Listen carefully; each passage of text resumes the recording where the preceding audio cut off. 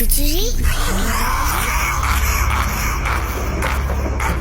You will never be alone.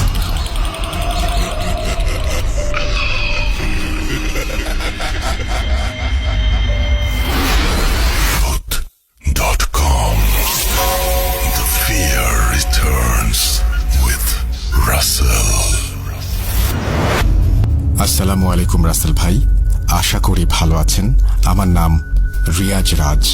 ঘটনাটি লিখছি রামগঞ্জ থেকে।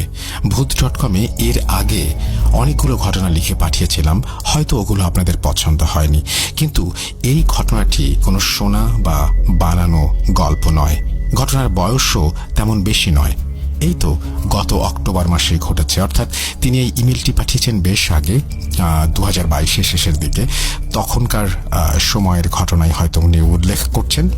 তিনি বলছেন, যদি ঘটনাটি সিলেক্টেড হয় তাহলে অডিয়েন্সের উদ্দেশ্যে বলবো, আপনারা প্রত্যেকটা ঘটনা বা প্রত্যেকটি মুহূর্ত খুব মনোযোগ দিয়ে শুনবেন। এটি আপনাদের কাছে আমার রিকোয়েস্ট। আর যাই হোক, আমি অন্তত একটা কথা জোর গলায় বলতে পারি, এইরকম ঘটনা আপনারা আগে কখনো কোথাও শোনেননি। বেশি কথা না বলি, আমি সরাসরি চলে যাই আমার ঘটনায়। অনেকে বলেন সব প্রশ্নের উত্তর থাকে, কিন্তু এই কথাটা যদি এমন হয় সব প্রশ্নের উত্তর থাকে না, মানে এমন কিছু প্রশ্ন থাকে যা শুধুমাত্র প্রশ্নের মাঝেই সীমাবদ্ধ। এটির উত্তর খোঁজাখুঁজি করার আগে আপনাকে ভাবতে হবে যে উত্তর আপনার কল্পনার শক্তির বাইরে, অর্থাৎ সমাধান এমন কিছু হতে পারে যা এই বিজ্ঞান যুগে হাসাহাসির বড় অংশ।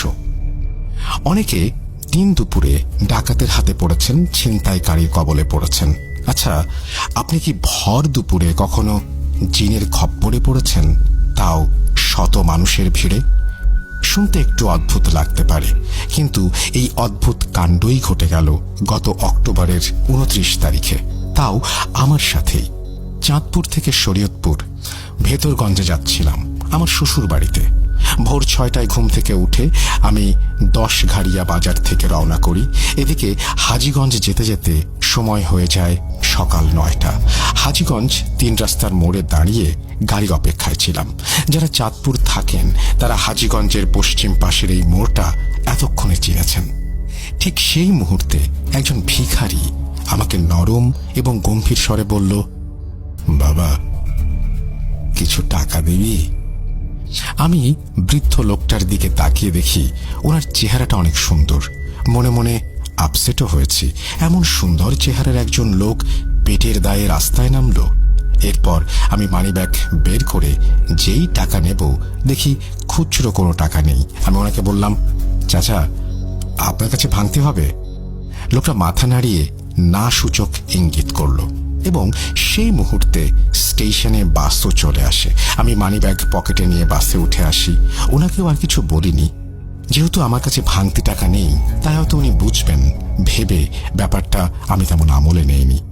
কিন্তু বিশ্বাস করুন রাসেল ভাই, এরপর আমার সাথে যা হয়েছে তা কোনোদিন আমার সাথেই হবে এইটা আমি কল্পনা করিনি।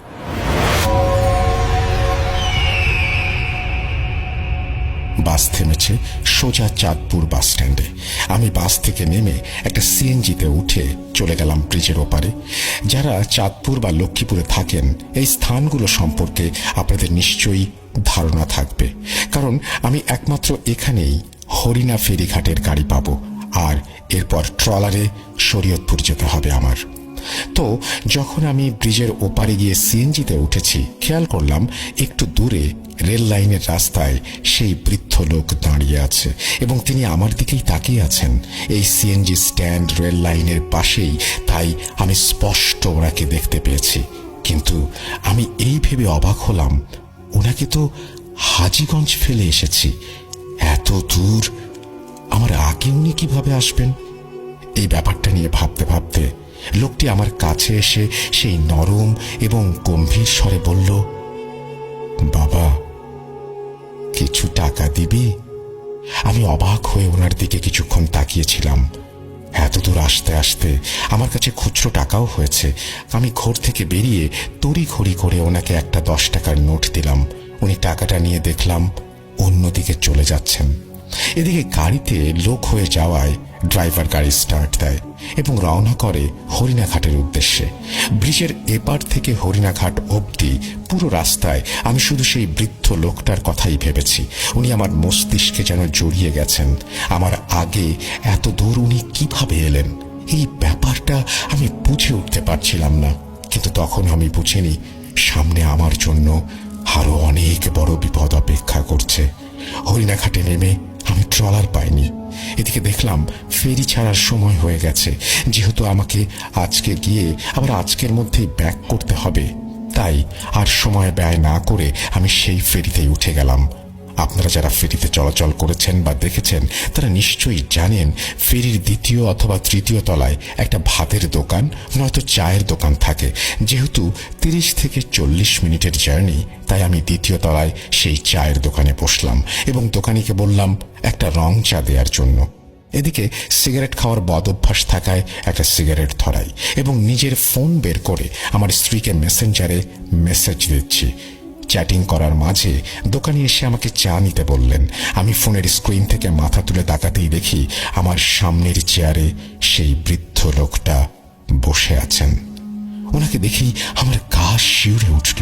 এইবার আমার হাত এবং পায়ের গোড়ালি কাঁপাকাঁপি শুরু করে। লোকটিকে চোখের সামনে দেখে আমি বিশ্বাস করতে পারছিলাম না, এই বৃদ্ধ লোক কিভাবে আমার আগে এখানে চলে এসেছেন। একবার আমি ভাবছি উনিও হয়তো শরীয়তপুর যাচ্ছেন, তাই বারবার অলৌকিকভাবে আমার সঙ্গে দেখা হয়ে যাচ্ছে। আবার ভাবছি জিনভূত নয় তো, কিন্তু জিনও যদি হয় তবে এই ভর দুপুরে এইভাবে আমার পিছু নিবে কেন? সত্য মিথ্যা এবং অদ্ভুত সব ভাবনার মাঝে আমি যেন ডুবে যাচ্ছিলাম। তখনই দোকানি আমার ঘোর ভাঙিয়ে বলল, ভাই চাকি খাইবেন না নাকি? হঠাৎ ওনার গলার স্বর শুনে আমি দোকানের দিকে তাকালাম। ফোন পকেটে রেখে চায়ের কাপ হাতে নিতেই দেখি বৃদ্ধ লোকটা এবার আমার দিকে তাকিয়ে আছে। আমার কিছু বলার নেই, কিন্তু কেন যেন ওনার চোখ থেকে আমি চোখ সরাতে পারছিলাম না। তবে এইবারও উনি হাত বাড়িয়ে সেই গম্ভীর এবং নরম সুরে আমাকে বললেন, বাবা কিছু টাকা দিবি? ওনার এই কণ্ঠটি যদি আপনারা কেউ শুনেন তবে আমি নিশ্চিত এই স্বর আপনারা কখনো ভুলতে পারবেন না। যেহেতু পরপর 3 বার শুনেছি আমি, তাই ওনার এই স্বর এবং টাকা চাওয়ার ধরনটি আমার মগজে গজগজ করছিল। আমি কি করব বুঝতে না পেরে চায়ের কাপ টেবিলে রাখি এবং পকেট থেকে মানি ব্যাগ বের করতে গেলে দোকানি এসে সেই ভিখারিকে বলে,